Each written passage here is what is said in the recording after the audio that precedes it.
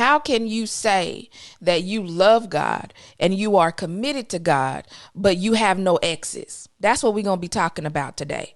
What are the exes in your life that have come as a direct result of your commitment to God? Welcome to season 2 of the Mind Time Podcast, where we are slightly southern, highly spiritual, but here to make you think. It's your girl Jasmine, aka JC Revealed, aka Quay, and I'm excited that you're joining me today for another thought-provoking episode. So stick around.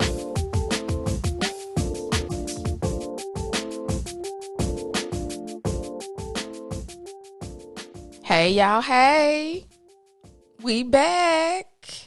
And I want to start this episode by telling you this story, okay? So there was this girl.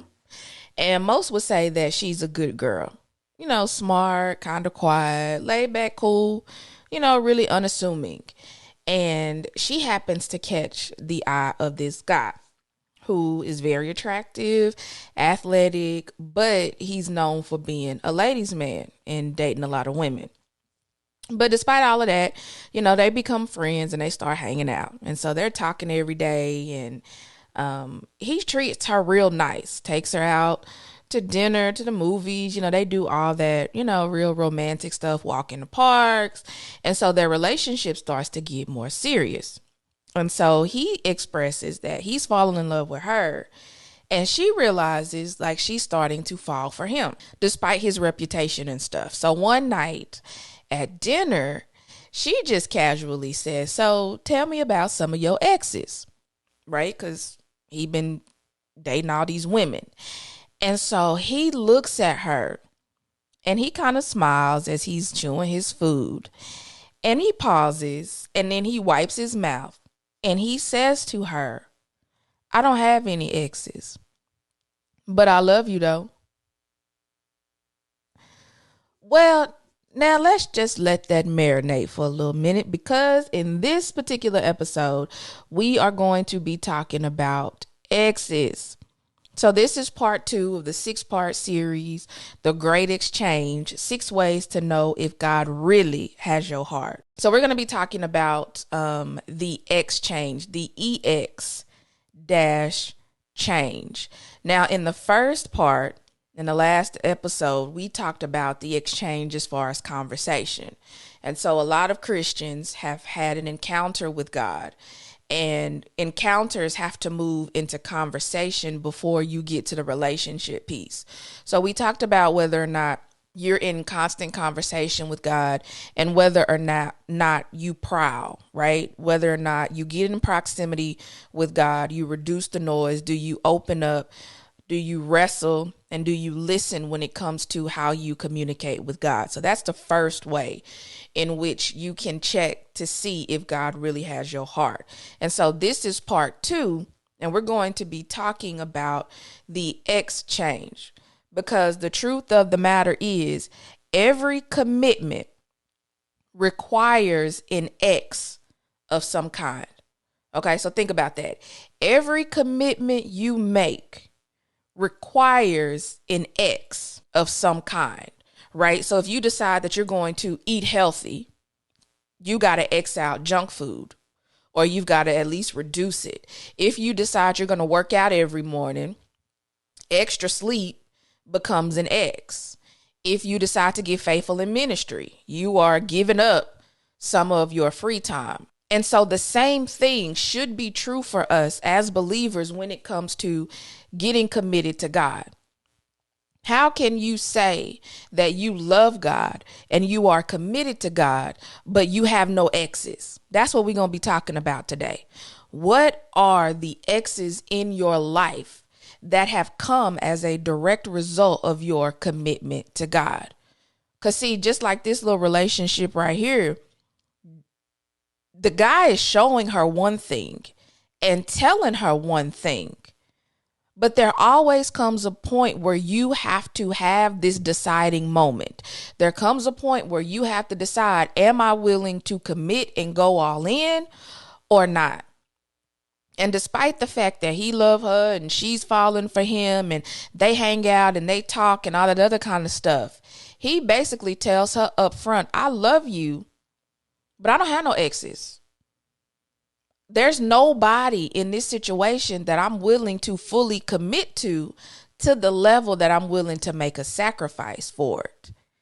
And that's the thing that is the deciding factor between whether or not you're just kind of like in a situationship or are you in a really committed relationship. And so that's what we have to consider even when we talk about claiming to be in relationship or claiming to be committed to God. Do you have exes though? That's the question. And see, the thing that kind of gets me though, if I just be real honest, is we live in cancel culture.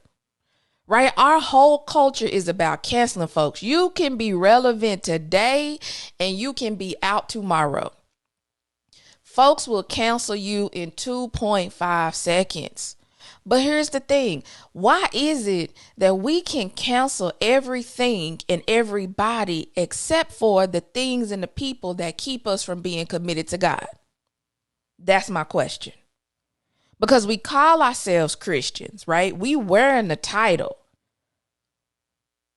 But what have we given up in direct relationship to the commitment that we've made to God? And so what I want to do, and y'all know I like imagery and that kind of stuff and analogies.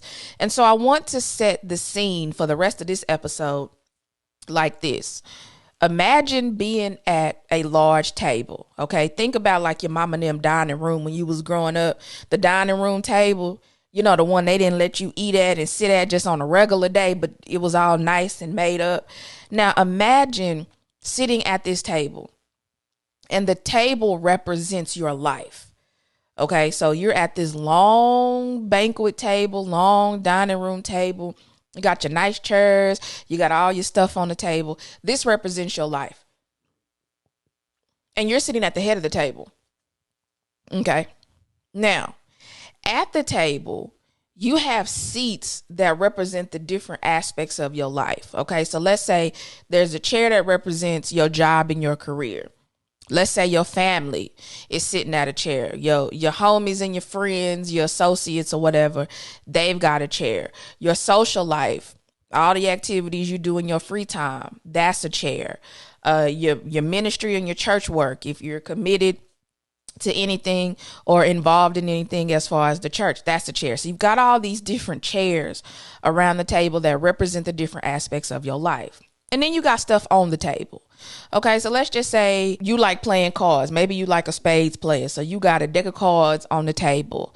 You know, maybe it's some bottles on the table. You like to turn up every now and again. So you got bottles on the table. Or maybe you're interested in reading, so you might have books on the table, or you and your partners y'all shoot dice or whatever, so you got dice on the table. So you just got like all of these various aspects on the table, and you've got all these different chairs around the table. Okay, this represents your life. Now, some Christians, I won't say a lot, I don't know that to be true, but I will say some Christians have the habit of, you got your table, you got your life. You get God, you find Jesus, you get saved. And so what you end up doing is you just scoot everything around and you pull God up a chair to your table. Okay, because now you got saved. You know, you on fire for Jesus. And so you just kind of, okay, everybody, can you scoot over a little bit? Everything shift around. You know, you kind of clear off God little section, and you pull up a chair at your table for God, because that is now a new aspect of your life. We have this tendency to be complimentary when it comes to adding God to our life, right? So we shift some stuff a little bit, but not really. You just move some stuff over and you make room for God to have a space in your life. That's important to you. This is your new relationship and it's cool. But the fallacy of that is the fact that God really has no more power or influence in your life than all of these other things at your table. God has no more influence over your financial situation other than your job that pays you your check. God has no more influence in your life as far as what you do in your free time and in your social life than all the stuff you've been doing. Because when you pull up a chair, all you simply done is put God on the same playing field and on the same level as everything else in your life. You just made a little bit of room. It's not that you gave up anything on the table. It's not that anybody gave up their seat. You just simply shifted a little bit to make more room. And that's the same thing that this guy was telling old girl at the beginning. I love you though, but I don't have no exes. I ain't gave up none of these other women. All I did was simply make room for you. And here's the kicker. Some of us do that so well, we don't even realize that we're doing it. Because he had her under the impression that since we talking every day and we going to the movies, we hanging out, we doing all this, you're giving the appearance of exclusivity. But that's not the truth. You've just become really good at managing your time.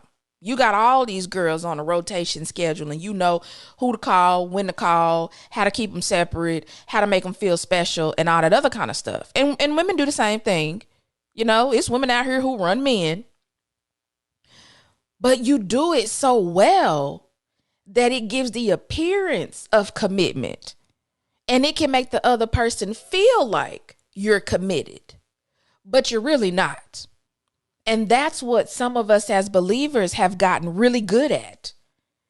Saying that we're committed, it feels like we're committed because on the one day or the 2 days out the week that you give to God, like you be for real in it. Like when you go to church, you in worship. You worshiping. Hands raised, laid out. I mean, you in there because you are committed on the days in which you have set aside for God, right?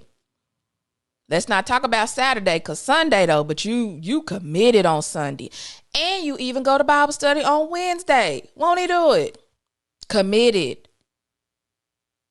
But again, if you look at your life as the table, have you simply scooted some stuff over and just made room for God? And so one of the things that I'm really trying to be intentional about in this series is to give you practical ways in which to check. Okay, so how do you know whether or not you have actually given your heart to God? How do you know whether or not God simply just has a seat or whether or not God really has a place? Y'all ever been to banquets and stuff where you didn't really have a place? Because see, when you have a place, you have all of the pieces. When you have a place, you got a plate, you got the cup, you got the however many 3, 4 forks over here, the knife and the spoon, you got the napkin and the silverware and stuff. You actually have a place. But y'all know how you go to the banquet and somebody who didn't RSVP roll up with y'all. And so y'all just scoot over and y'all make a space for them, but they really don't have a place because they don't have a nice napkin and silverware. They don't really have a plate.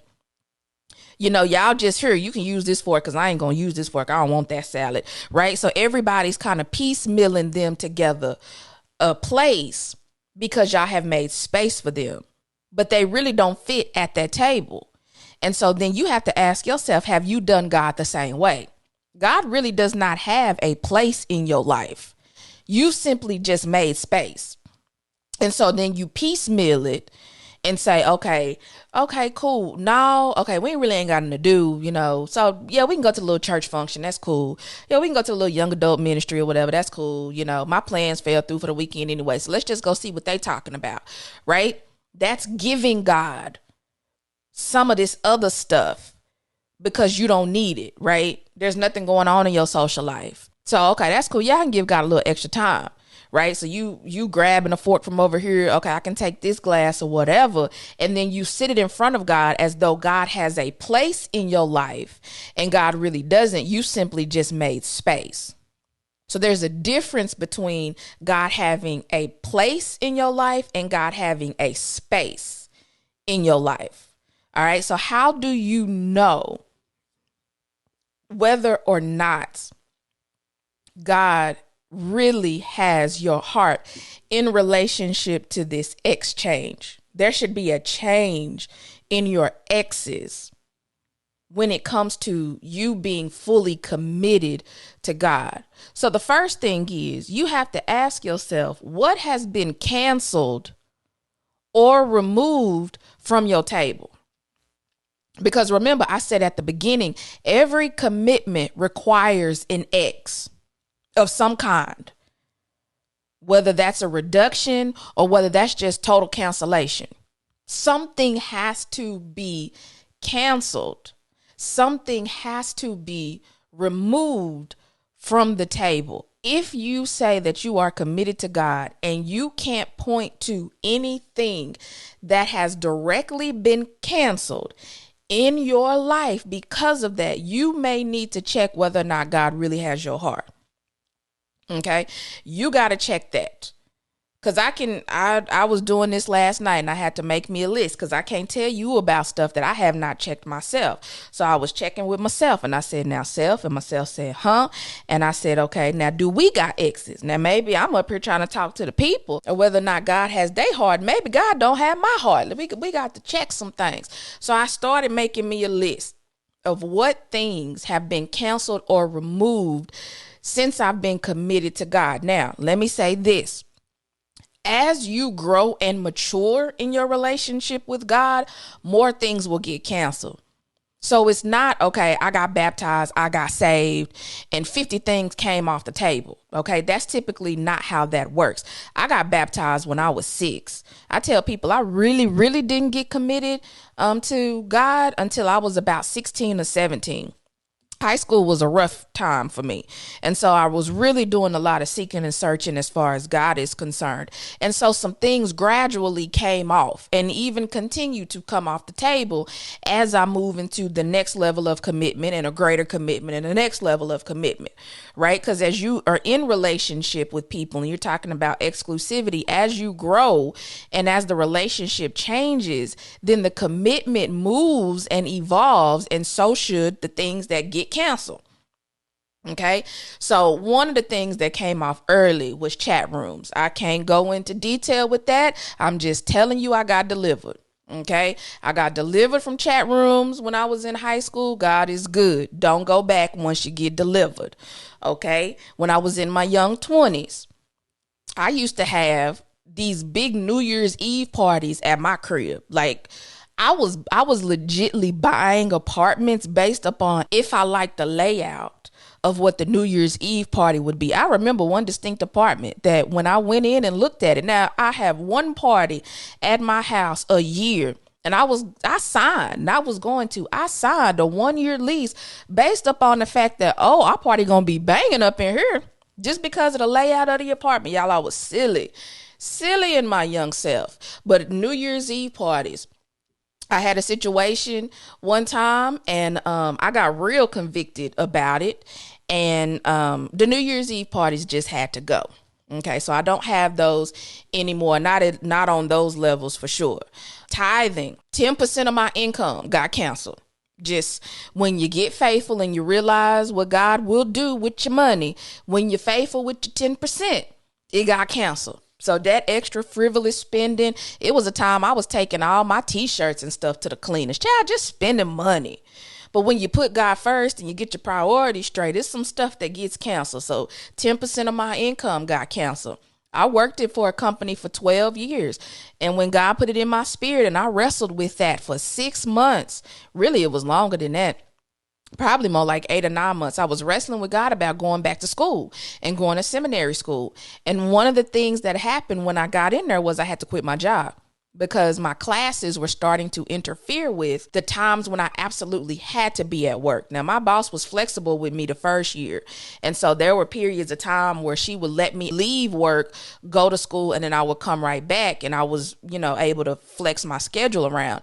But I had to give that job up in order to be faithful and complete school.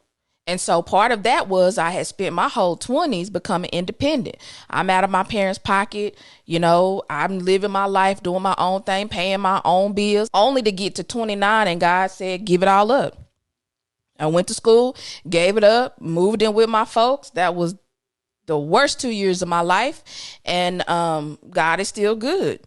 And so those are things that have gotten canceled at various times in my life. I started teaching Sunday school when I was 25. So from 25 up until I was 32, I taught Sunday school every Sunday. And so Saturday nights got canceled. People be like, you want to go hang out? And I'd be like, cool, but I can't go on Saturday. We can go on Friday. We can go kick it on Friday. But Saturday, I'm going to need to be doing my studying. I'm going to need to be getting myself together so I can teach on Sundays. And so those are things that as I really got committed to God and to my relationship with God, those things got canceled as a direct result of me saying yes to God and God's plan for my life. And so you should be able to have some kind of list the same way, where you can say, because of my commitment and varying degrees of my commitment, as I've grown, as I've matured, as our relationship has evolved, these things came off my table. These things got canceled. You cannot be committed to everything and not cancel something else. And that's what we have to get in the habit of. So many Christians claim to be so committed, but if you can't point to exes, if you can't point to stuff that got canceled, that may not be the truth for you. So that's the first thing. You got to ask yourself, make you a list. Again, I'm trying to keep these episodes practical for people. I don't want it in the theoretical. Practically, how do you know that God has your heart? God has your heart because of the stuff that you canceled.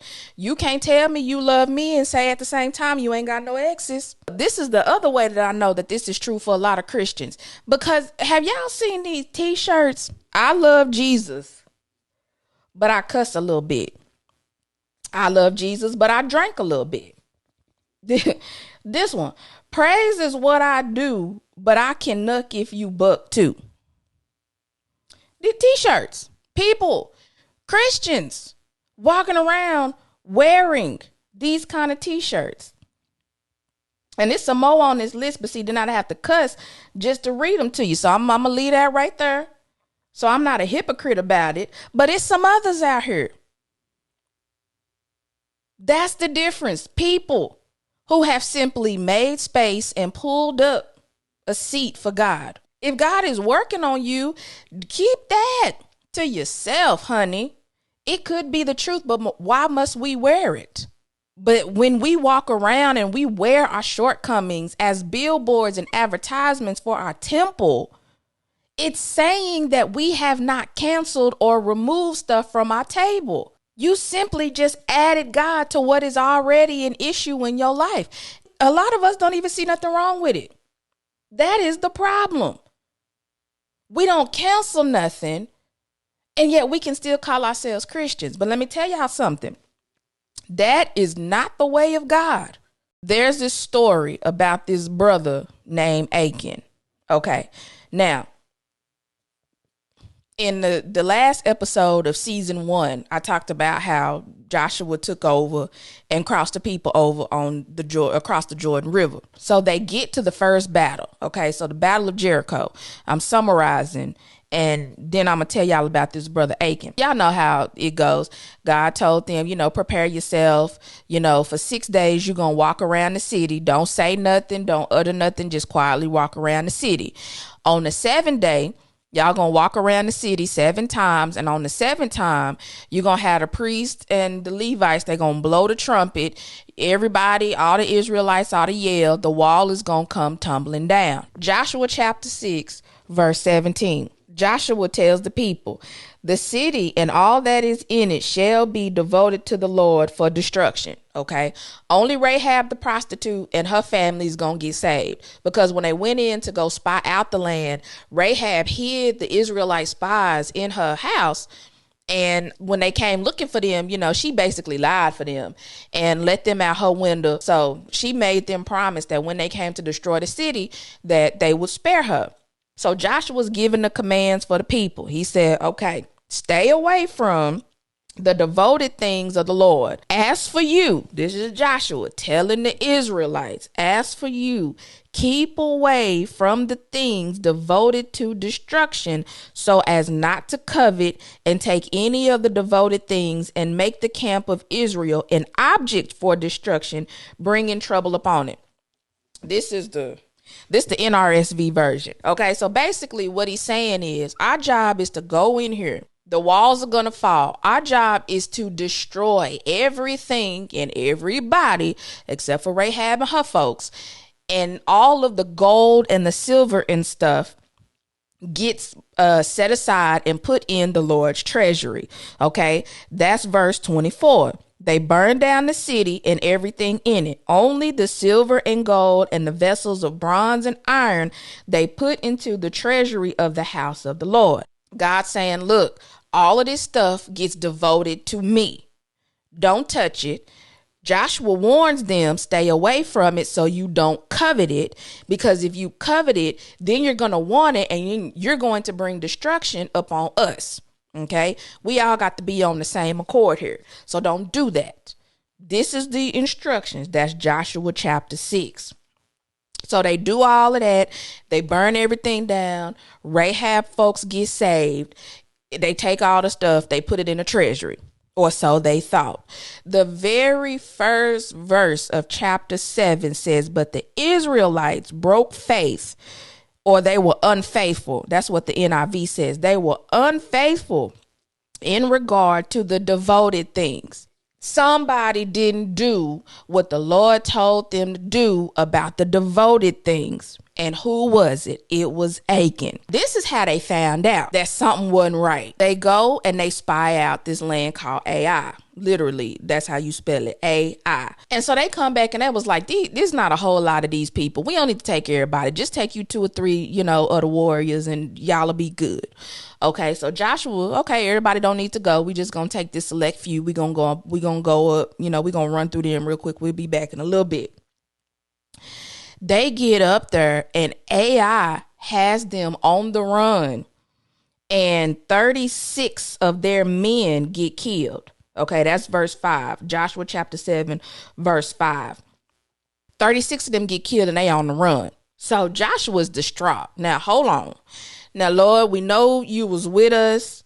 So he goes in a full-blown mourning, okay? He rips his clothes.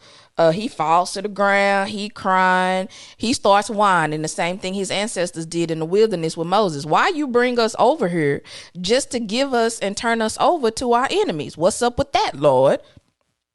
So he doing all this. And verse 10, chapter 7, verse 10, the Lord said to Joshua, get up. Stand up. Get up. You down here doing all this whining and crying and mourning and stuff. Get thee up. Because you've been unfaithful. It's sin in the camp. Somebody did not do what they were supposed to do. He said they have taken some of the devoted things. They have stolen. They have acted deceitfully. And they have put them among their own belongings. That's verse 11. Joshua chapter 7, verse 11. So you've taken what I told you don't belong to you. You have lied about it, and you have put what belongs to me among your other possessions. You see what I'm saying?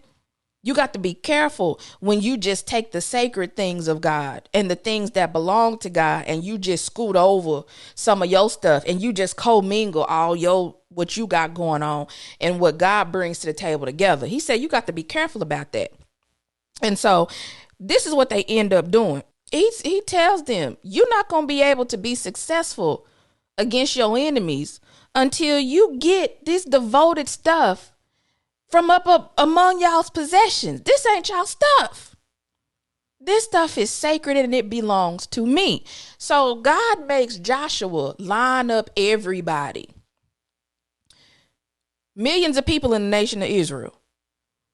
He makes them come before him, tribe by tribe, family by family, person by person, until they find who had sinned against God. And they finally get to is Achan. Joshua chapter 7, verse 20. And Achan answered Joshua, it is true. I am the one who sinned against the Lord God of Israel. This is what I did. Well, at least he was going to confess, but it's a little too late now, bro. This is what I did. When I saw among the spoil a beautiful mantle from Shinar and 200 shekels of silver and a bar of gold weighing 50 shekels, then I coveted them and took them. They now lie hidden in the ground inside my tent with the silver underneath. He took the stuff that God said should be set aside, and he hid it in his own tent. Now, Joshua warned them not to do this because he said, then you're going to bring destruction on us as a nation, which is what happened. They go to fight Ai. Ai gets them on the run, kills 36 of their men, and it's because Achan done took this stuff and done mingled it up in his own possessions as though God wasn't going to know the difference. This will happen. Verse 25, Joshua said, why did you bring trouble on us? The Lord is bringing trouble on you today. And all Israel stoned him to death. They burned them with fire and cast stones upon them and raised over him a great heap of stones that remains to this day. They killed Achan and his whole family, and they burned all of their stuff. Now, people have an issue with God when it comes to this kind of harsh treatment, right? Because same questions I had. Why? Well, I mean, Achan did it. Why they have to kill, his wife and his kids and, all this other kind of stuff? We look at God in the Old Testament oftentimes and we feel like God is too harsh. Now, the Bible says that the wages of sin is death. We live on so much grace and mercy every day that one, we don't even realize it. And two, this would be our penalty had it not been for what Jesus did for us on the cross. Now, we're going to talk about Jesus next week. So let me not get on that this week because I can go on a whole nother hour talking about Jesus.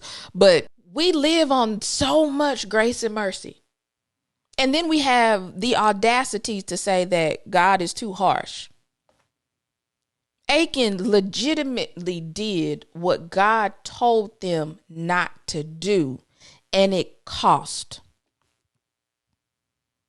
When you want to talk about whether or not God really has your heart, when you disobedient and you don't cancel stuff that God tells you to cancel, when you don't remove stuff out of your life, when you don't remove people out of your life, there are consequences. It cost you. The reason why some of us as believers ain't really winning battles in our lives and our enemies are taking over and our money ain't right and we can't get victory over our bill collectors, it's because you probably taken the stuff that's devoted to God and you done mixed it with your own personal belongings on your table. This whole thing about Achan taking the stuff that was devoted to God, y'all, this is about tithing. This was their first battle. All of the gold and the silver, all of the material wealth gets set aside for God. You take the 10%, and you devote it to God. That's what the instructions were. And he didn't. And he got killed for it. But here's the thing. In chapter 8, you can read that for yourself. In chapter 8, God tells Joshua, listen, don't be scared. Y'all done fixed the problem. Now y'all go back and y'all fight Ai this time. And he tells them, you're going to do to Ai what you did to Jericho. The only difference is its spoil and its livestock you may take for yourselves. That's verse 2. Joshua chapter 8, verse 2. You set aside the stuff for God in the first fight. Every other fight after that, they got to keep the stuff. If Achan had been obedient, he'd still been alive, and then he could have kept whatever he wanted to for every battle on after that. Now, this ain't no message on tithing. I don't know who this is for, that the Lord got this in my spirit. But If you want victory, set aside that which belongs to God. And then you get to keep the rest. So not only do you have to check what's going to be canceled, but who became an ex? Who has left your life because of your commitment to God? Everybody who used to sit at your table should no longer be comfortable sitting at your table if God now has the space. All your friends ain't that holy. They ain't that holy. They not that saved. They really not. So who has become an ex? And it's going to be painful. They had to stone one of their own. I'm willing to bet they did not stone them with happy smiling faces. What they did to Achan was an act of obedience, because God said, you got to get rid of this. If you want victory, you will not be able to stand against your enemies if you don't deal with this. That was Achan and his kids and his wife and stuff. Those were people that they knew. Those were some of their family members. We had to do this to one of our own out of obedience to God. That's what commitment requires. It's some folks that should not still be able to be in your life, in the same position, having the same influence, having the same access when you get real committed to God. It's some people you're not going to be able to keep in the same vein and they have the same role in your life.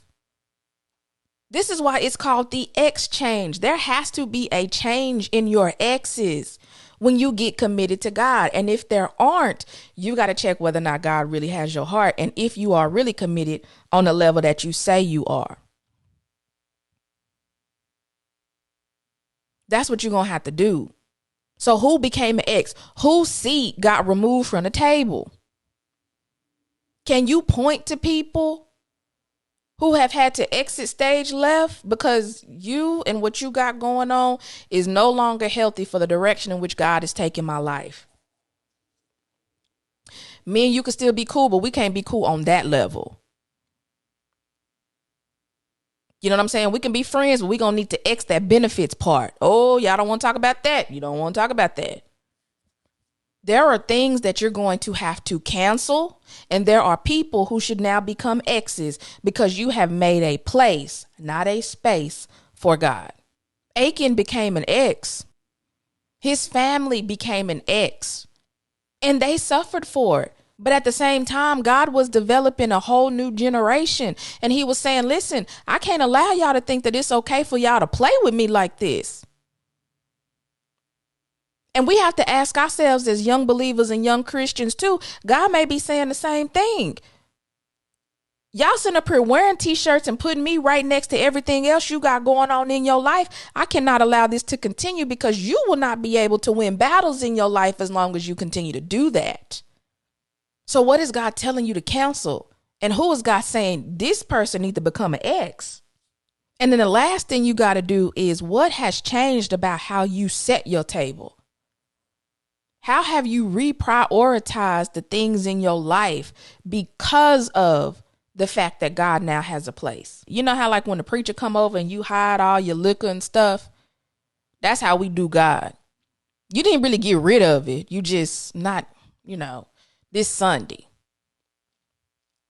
I don't cuss on Sundays. Now, Monday through Saturday is fair game, but I don't cuss on Sundays. That's how we do. So you got to ask yourself that. There should be an exchange. You should have some exes. There should be some exes.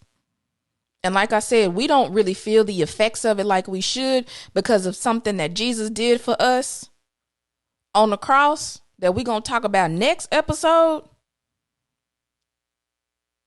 Because the fact that you didn't die over wearing this shirt that says you love Jesus, but you still cuss and drink a little bit, but praise is what you do, but you can nuck if you buck to. The fact that you would even put those two things in a sentence together is problematic. But again, we take for granted just how much grace and mercy we actually live off of every minute of every day.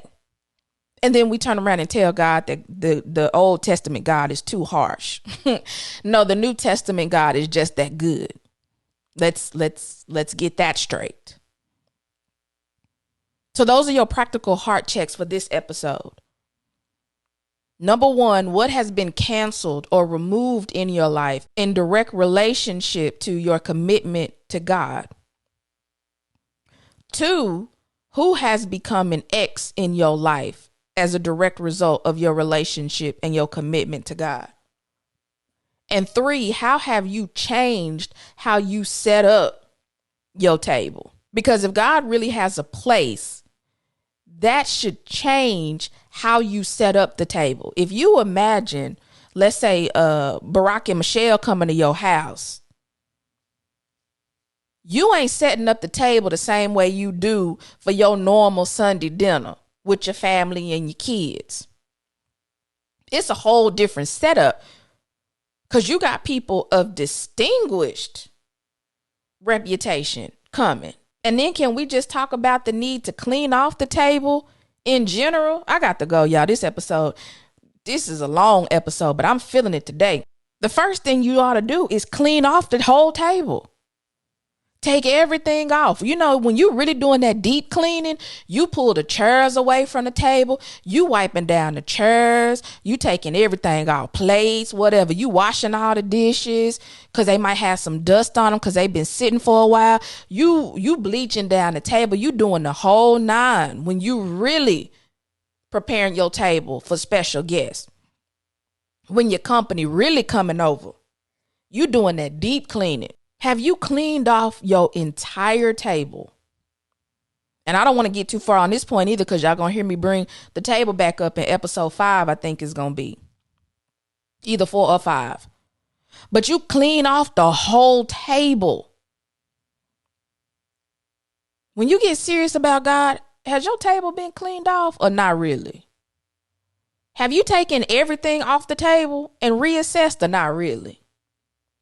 You cannot have an exchange if there aren't some cancellations. There must be cancellation. The first exchange was the conversation. This exchange, the EX- change, is a change in your exes.